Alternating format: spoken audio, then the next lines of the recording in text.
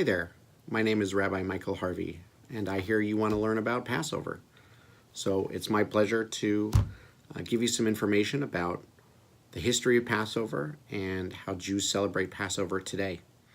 What's really important to begin is the evolution of what became the Passover Seder, so as to not confuse the biblical idea of Passover with which became the rabbinic idea of the Passover Seder.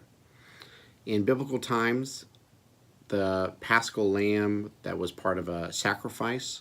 And if we go forward to the times of the temple, the first temple or the second temple, the ideas of Passover meant very different things at that time. Passover at that point was a combination between the paschal lamb, the Passover sacrifice at that time to represent the things that it did according to the Bible, and another holiday called the Feast of Unleavened Bread. And at that point, you were not able to eat leavened bread, you were able to eat matzah. At a certain point, the authors of the Bible and mixing with that with the priestly ideas mixed those two together to make the Passover holiday, in which when the temple was standing, there would be a sacrifice, but also the Feast of Unleavened Bread. It wasn't until after the temple was destroyed, actually centuries later, that what is known as the Passover Seder was created. It's what we call a rabbinic invention. It was invented by the rabbis of the Midrash and the Mishnah and the Talmud, these ideas, and how to properly celebrate this holiday in modern times when you take away the cultic aspects of the sacrifice. And that's when the Seder came to be. It started to be built upon that point. The Passover Seder is basically a ritual observance with symbolism and readings and music so that Jews can reenact the moment when we moved away from slavery in Egypt, crossed through the Sea of Reeds into freedom. Now with that carries a great deal of symbolism for freedom worldwide, for slavery worldwide, all sorts of things. So the Passover Haggadahs, which are Agadah in Hebrew is a story. Passover Haggadah is basically the story. These books will take in certain liturgical elements that are standard, and we'll show you a couple of those.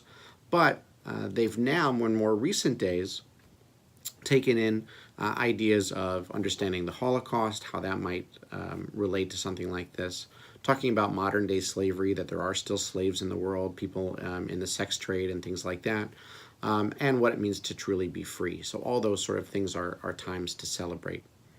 The Passover holiday in Jews' homes is typically celebrated because it is what's called a home ritual in a home, someone's home. But congregations like Temple Israel and many others across the country sometimes have a congregational Seder.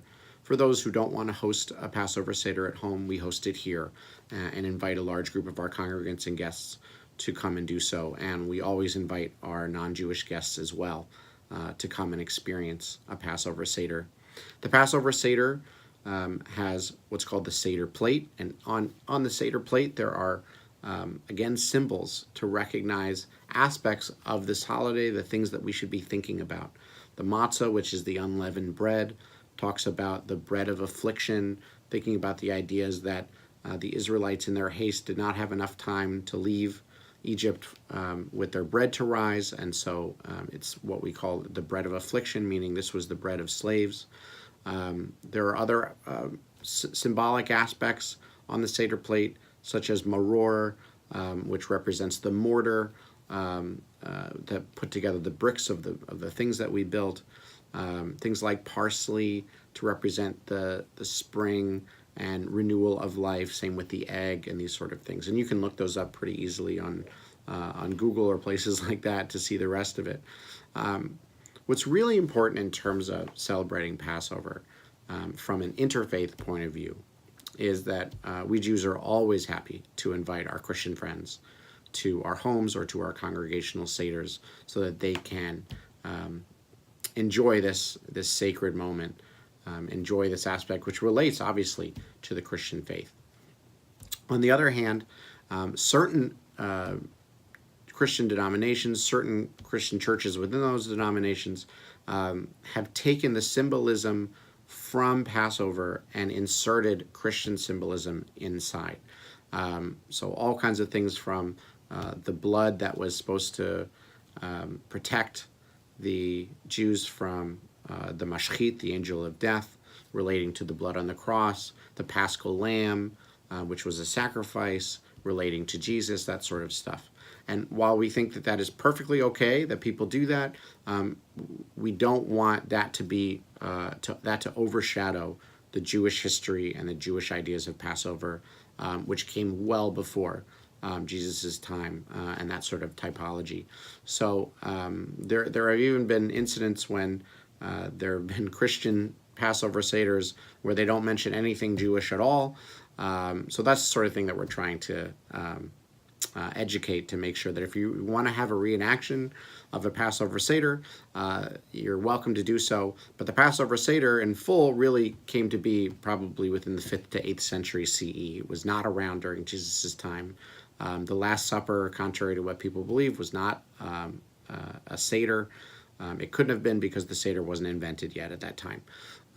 So those are important distinctions to make sure that when we're discussing Passover from a Jewish perspective, to make sure that those aspects are respected. The ideas that these are symbols that have been for thousands of years within Judaism to represent the Exodus from Egypt, the ideas of Pesach, of Passover, that are within the Jewish idea.